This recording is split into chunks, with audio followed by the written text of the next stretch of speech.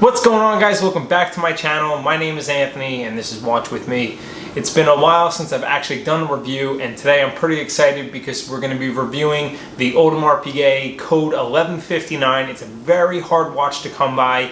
You can only find it in Audemars boutiques, and I happen to work very close to one, so I sat down and got a chance to film some of these watches, and we're going to talk about my thoughts on it.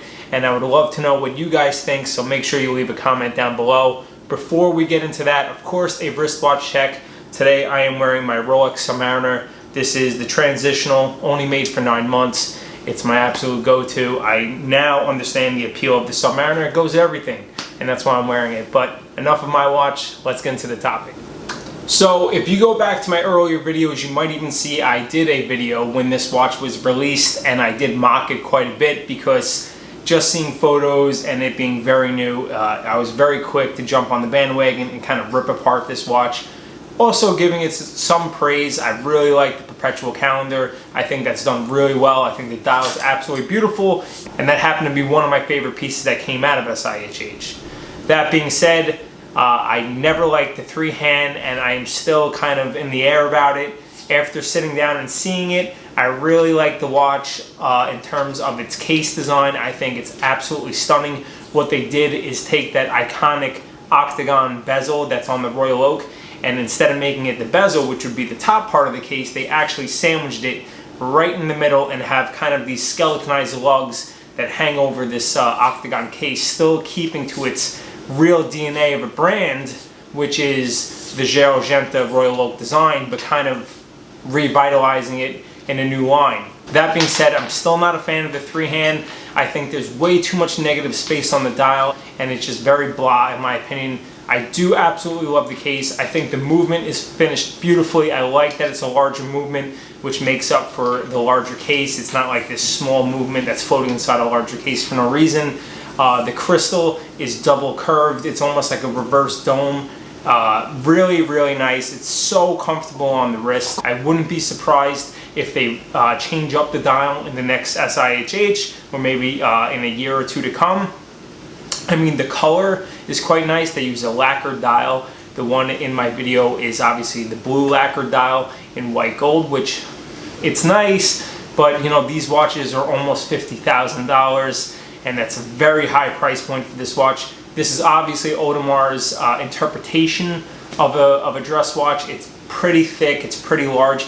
That being said, it is very, very comfortable on the wrist. I think it sits extremely well, hugs the wrist. The two pieces I looked at, the winner would have to be the flyback chronograph. I think still very reminiscent of the three-hand version, but now with the sub dials, it really takes up all that negative space and makes it look like a much cleaner watch and not so empty. I like the fact that it's a flyback. Again, the negatives, I think it's a very, very high price point. At $50,000, you could be looking at a 5396 Patek Philippe. You could be looking at a 5205 Patek Philippe, which is one of my favorites. Or even for $10,000 or $15,000 more, you can go into 5905, which is an annual calendar chronograph from Patek Philippe. So, you know, it's a bit of a difficult price point. I think obviously it's still part of the Holy Trinity, so they can ask for that kind of pricing. The attention to detail on the case alone takes hours of hand finishing. It's a beautiful watch, but I do think for the price point, you know, you're not getting as much in kind of that dress watch realm that you could get from its, you know, kind of big brother in the industry, which is Patek Philippe. So, you know, that's kind of a negative about this watch. There really is no such thing as bad press. With everyone talking about how ugly this watch was when it first came out, you know, it really was the buzz of the industry. And I'll tell you what, you go into most stores and you really can't see many of them. They're going to be a very small production to begin with, and they're only in boutiques, so they're going to retain their value because there's going to be no discounting, and it's a rare watch. Audemars only makes 40,000 watches per year, so you know, you're really not seeing that many watches out there.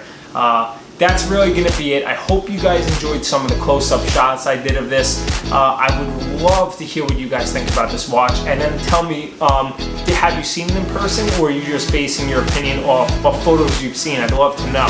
But that's really it, guys. I hope you enjoyed the video. It's been a while since I've done kind of like a review. I'm kind of in the air about this watch. I like it, but I would not spend $50,000 or $40,000 on it.